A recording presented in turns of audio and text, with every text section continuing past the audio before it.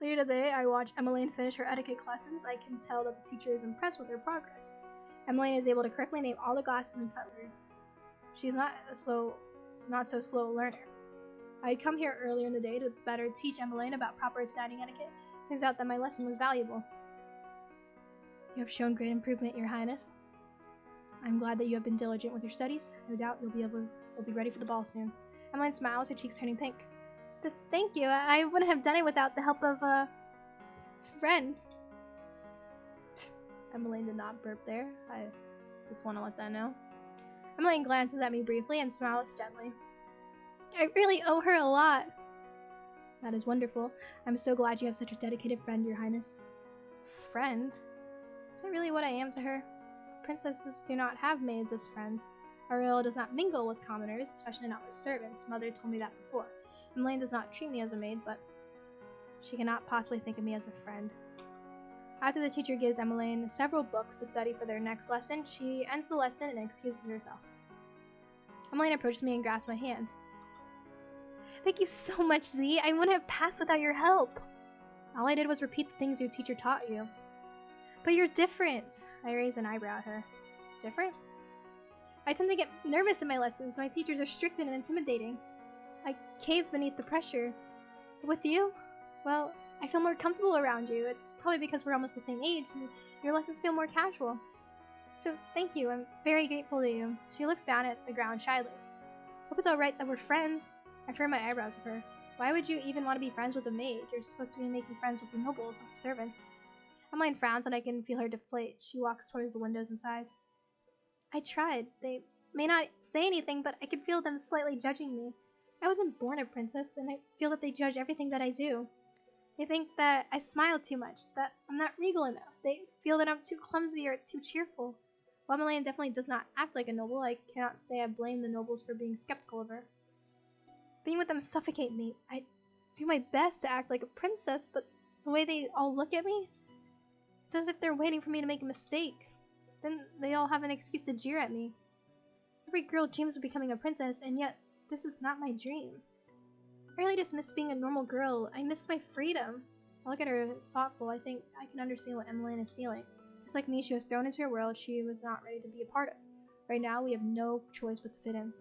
She never wanted my title in the first place, yet I accused her of stealing it. Have you told your mother how you feel? Emmeline shakes her head. No, not the king either. I don't want them to think that I'm ungrateful. That's why I'm trying my best to become accustomed to all this. I cross my arms, but you are not happy. I'm not. Everyone just assumes that I'm happy because I smile a lot. She barely opens up to anyone, and yet she opened up to me. Had I been given the choice before I was cursed, I would never have listened to her. You should tell them how you feel rather than just keeping it to yourself. Otherwise, the stress will continue to accumulate on your shoulders. I wish I could be more honest with them. I really do. I envy you for being able to speak your mind. She envies me? Emmeline takes a deep breath and sighs. The frown fades with the sigh and is quickly replaced by a fragile smile. I'm sorry for ranting to you like that. I must have bored you with my story. I used to get so annoyed with her, but now that I've seen this side of her, so she's not as terrible as I had first thought. Oh, I remember that Mother wanted me to see me after my lessons today. Want me to escort you to the Queen then? Thank you. Yo, you gonna show up every time now? Days pass without any real conflict. I run into Sir Alcaster again in the hallways, but his eyes pass over me as if I'm something to be ignored. Delora, who's been ignoring me as she has been busy with other priorities, returns to the marchand yesterday to discuss something and pours in with parfait.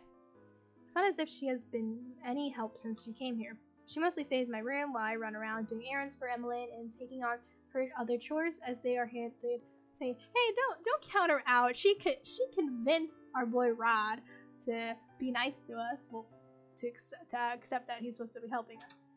Right now, I'm headed to the palace gates as I hurry to meet Emmeline. She is going out of town to meet Viorica again, and I was told to meet her here. Prince Z. Why did I do that in such a high-pitched voice? This little dude. I turn around to see Fritz walk into my direction. Ever since I told him to refer to me by my name, he has been stumbling over not using my title. I rarely see him, but when I do, we do not have much time to discuss anything. Can I help you with anything, Fritz? It's been a while. Have you managed to complete one of your good deeds? Days after I had originally run into Fritz, I managed to have a quick conversation with him regarding my curse. It has been a long time since that conversation had happened. Recently, I have barely seen Fritz. I hear rumors that he has been reassigned to somewhere outside the palace. I show my pendant and point at the piece of the second glass slipper. I managed to get one several days ago. See, that's wonderful. I know that you could get one. Only 2 more and I can break this curse. Ah, Fritz, Miss Z, I did not think that the 2 of you were acquainted. We both turn our heads at the same time when Mithros suddenly appears from around the corner, the usual smile on his lips. Sir Mithros? Fritz, I believe Sir Alcaster is looking for you. Right, sorry. Z, I must take my leave now. Of course. Fritz bows to Sir Mithros before walking off, leaving me alone with Sir Mithros. Mithros does not say anything, but continues to smile at me. His staring makes me feel incredibly uncomfortable. Is there something on my face? Excuse me. I curtsy and start to walk off when Sir Mithros calls my name. Z? Yes? I just wanted to thank you for your hard work and dedication to our princess. I look at him puzzled by his sudden gratitude. Don't worry, everything will soon be remedied. Excuse me? My apologies, I did not mean to keep you. He completely ignores my question. See, all these people know and they're just not telling me, like, what? He dips his head slightly before turning and walking away, the smile still on his face. What was that all about? Rod and Emmeline are already waiting for me outside the carriage by the time I arrive at the palace gates. Rod has his arms crossed and looks at me irritable. His face is perpetually stuck in that scowl, it seems. You're late. My apologies. You're so grumpy, but you've been late many times before too, Rod. Rod shrugs his shoulders as he turns and heads into the carriage. Emmeline sighs before looking at me. Shall we? Of course. The 3 of us sit in silence as the carriage rolls toward the town. The knight assigned to guard duty is sitting out front with the driver, watching for any disturbances. Emmeline glances forlornly out one window while Rod silently looks at the other as he rests his chin on the palm of his hand. I notice Emmeline pausing to glance at Rod every now and then and looking restless. Finally, she breaks the silence. Are you still mad that I asked you to come along to visit Viorica? You could have declined the invitation, Rod. And if you would only tell me what happened between the 2 of you, I would do my best to remedy the situation. Rod notices me looking at him and scowls. He returns his moody gaze to the window. I have nothing to say to him. But you used to be good friends with Viorica too, Rod.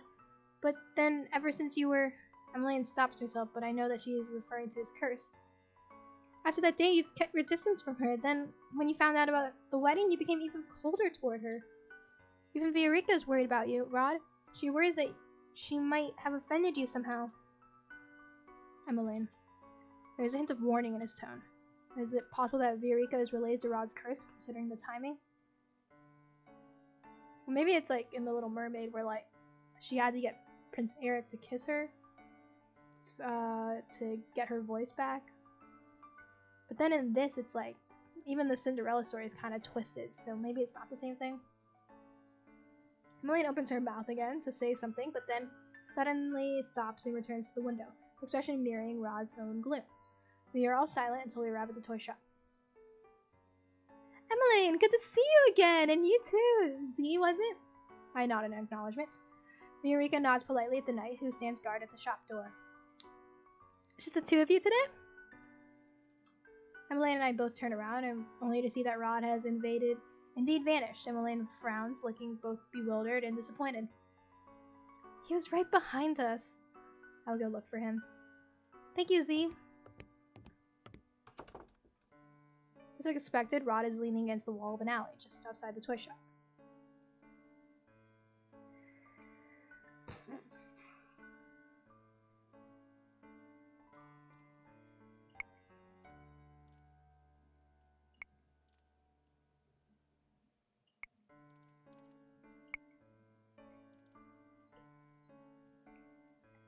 Emmeline and Viorica you don't get a voice, you're me. Emmeline and Viorica were looking for you. When he does not answer, I cross my arms and raise an eyebrow. Do you hate Viorica that much? I don't hate her. Then why are you avoiding her? When we first came here, you actually looked friendly with her, but recently, this doesn't involve you, Z. Fine. I will tell Emmeline that you'll be in the carriage waiting for her then. When Rod does not answer, I sigh and start to head back into the shop.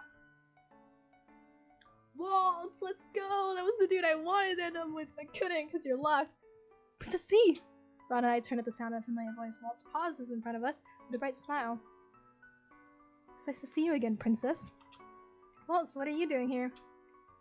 Well, I was about to deliver a letter to the prince, but I guess that won't be necessary anymore. Letter is Lady Parfait asking for me. Not just you, she wanted to see the princess as well. Me? It's been a while since I was last at the Martian. Is something wrong? They needed to discuss something important with the princess. Go to the Martian tonight. Tonight, but we're already here, so why not now? Once I shift to our carriage. You're with Princess Emily, yes? You can't make her wait too long. What they need to discuss with you is complicated, and will take some time to explain. The toy shop door opens, and Emily stands in the doorway as she says her goodbyes to Eureka. Wait, we never got that gem thing, so let's just see what happens. Wait, if we do the other option. I'm just curious. Stay with him. I can tell by Rod's stiff posture that anything I say to him would fall on deaf ears, so I moved to stand next to him and sat, leaning against the wall with him. What are you doing? Keeping you company? Rod raised his eyebrow at me. So when have you even liked my company? Well, I'd rather be here than stay inside the toy shop and listen to Emily and Eureka talk. So you're not here to try and get me to talk? That's if you would answer any of my questions. I've tried forcing you to talk and know how ineffective it is. But I will be here if you do want to talk. Rod eyes me suspiciously. So when did you start listening to others? Oh, okay, yeah. When you are the personal maid of someone who enjoys talking, you learn to listen. Emily has been happier these past few months. I hate to admit it, but it seems to be because of you. Are you actually praising me? Rod looks away, his cheeks tinted pink. Think whatever you like. I do not know why, but for some reason I'm happy that Rod gave me a compliment. Now we can just...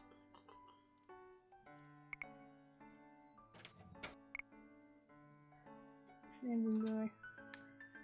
Remember, tonight. These are Walt's last words before he slips back into the crowd.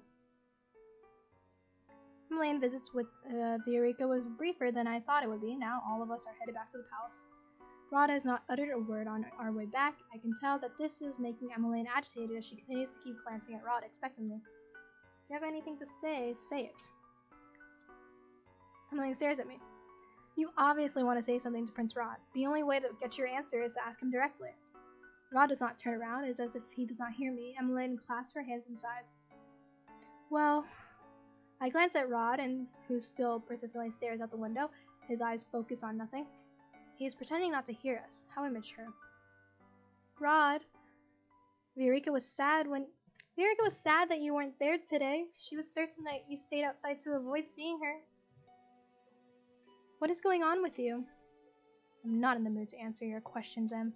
Emmeline grips the edges of her dress, her expression becoming more rigid. You've been keeping secrets from us ever since you were cursed. We don't even know why you were cursed or how to help you break it. Wait, the rest of the family doesn't know anything about the circumstances of Rod's curse? Oops. That was my little octopus dude. Let me just pick him up. Where is he? Oh, I see him. Give me 1 second.